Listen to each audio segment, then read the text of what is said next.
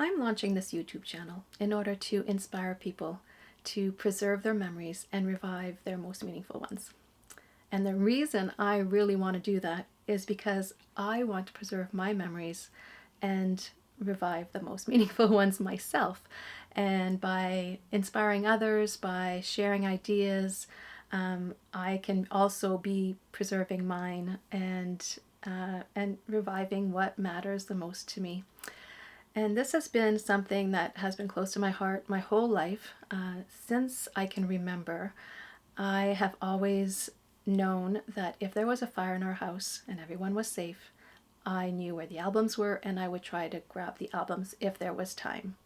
And I'm not sure where this started. I don't know if a firefighter came to the school and asked us, what would you, grab in a fire? But that has been something I've always known, that no matter where I lived, even after I moved away from home, I would know where my albums were so I could grab them in case of fire or in case of evacuation for whatever reason. And that was really important to me. And when I started a family, I started scrapbooking, and then my album collection really started to grow. And I ended up with dozens of albums, especially after I was also teaching classes and hosting workshops where we would work on our albums together. So as my collection grew, I realized, that didn't really work anymore. I couldn't grab all those those albums in case of fire. If I'm given 24 hours to evacuate, sure, but in a spur of moment, those albums would not be saved. So as a backup, I used to keep negatives, all our negatives, somewhere else, so that if something happened to the albums, at least I had negatives. I could recreate or reprint those negatives. Again, that had all changed when digital photography came about. So I stopped scrapbooking around 2008 because I became overwhelmed. We'd had a digital camera for 3 years, and as time passed, I felt even more overwhelmed. And when we got phones, and we have a camera with us all the time, that the number of photos we take now, we probably take in 1 year what we used to take in 10. There is a number, I've heard the exact number of photos that we take now, but I'm sure you can relate to that we have so many photos. What do we do with them all? And 10 years after I had this on my shoulders, I really felt the weight, especially because it was so meaningful to me, keeping my memories alive, that I decided to do a big catch-up project. I spent 55 weeks ending on my birthday, and I wanted to just get all my memories back in order.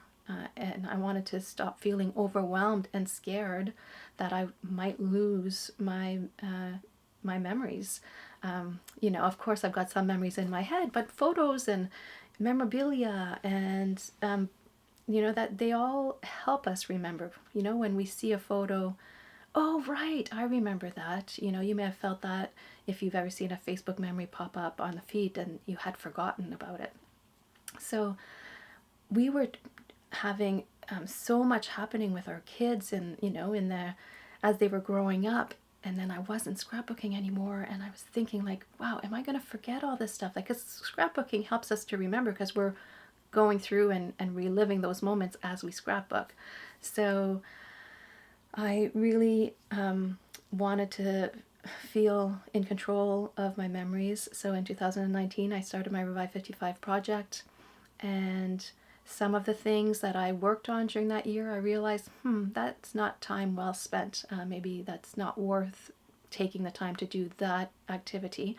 And other times it was like, hey, like, how can we do this more efficiently? How can we preserve or revive our memories in an efficient way that it doesn't take hours? Because really, we don't want to be stuck in the past reliving our old memories. We do want to relive them, but not all the time, right? Because we want to also chase dreams. We want to look to the future, and we are living in the moment. So we want to be capturing new memories, not necessarily just preserving our old ones.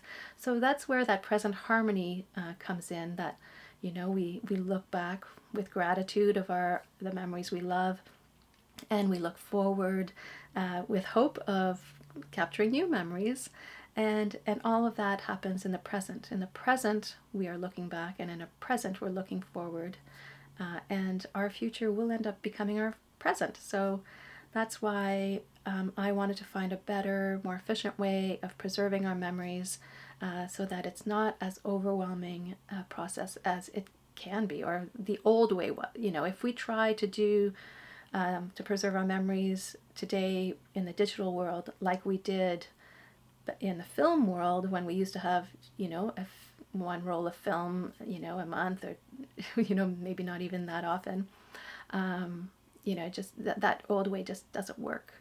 So I wanted to kind of explore new ways of preserving our memories.